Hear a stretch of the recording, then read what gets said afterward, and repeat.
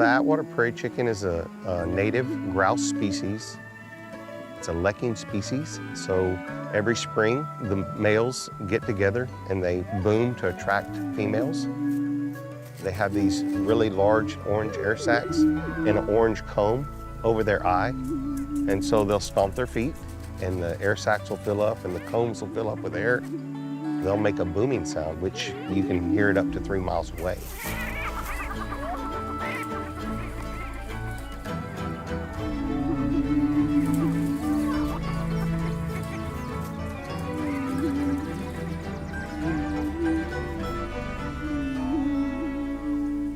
The Attwater prairie chicken is an iconic species of the prairie, of which only about 1% of this acreage is left. The eerie mating call of the Attwater's prairie chicken is a haunting reminder that another wildlife species is on the verge of extinction. Where millions of Attwater's prairie chickens once lived on the Gulf Coast, now only about 1,000 remain. They were almost at extinction, and then the Nature Conservancy approached my mother. She started the partnership, and that has continued to this day. My name is Morgan Dunn O'Connor. This land has been in my family since 1834. From an early age, my siblings and I felt this connection to this land.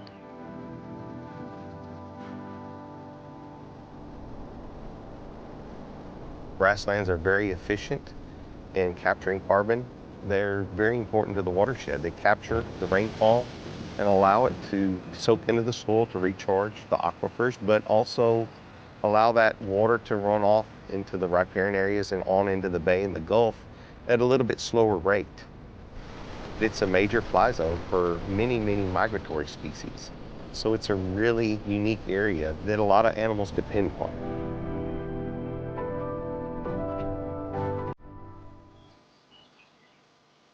This is really the last best hope for the prairie chicken as far as being large enough to have a sustainable population.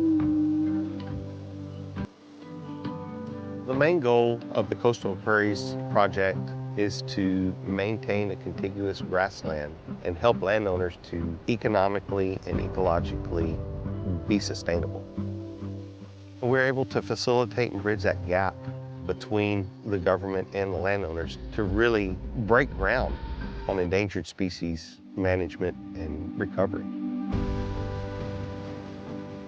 The partnership has been so beneficial to us in cost sharing and in just their general knowledge about the range conditions. It's another tool in our toolkit. We do prescribe burning on a regular basis. The Nature Conservancy helps us evaluate the conditions. You have the benefit of their scientists and their research. Treating the invasive species and rotational grazing are the two most important things you can do to conserve your land.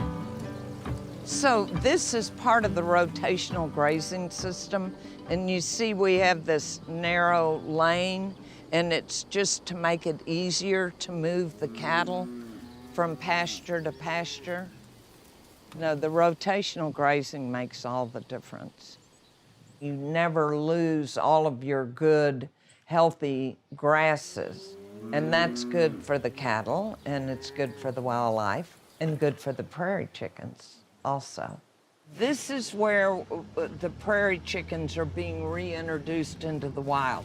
And this road that we were just on is often where you will see a dozen or more prairie chickens booming at the same time, which is about my favorite show out here.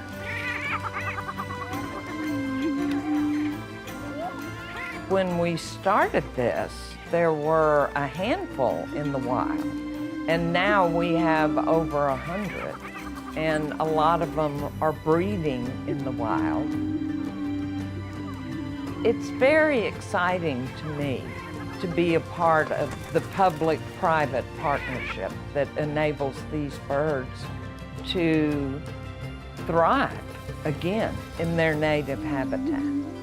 And it's all part of the circle of life, you know, the animals, the land, the humans that are managing the land, hopefully managing it well, and leaving it in better shape for the next generation.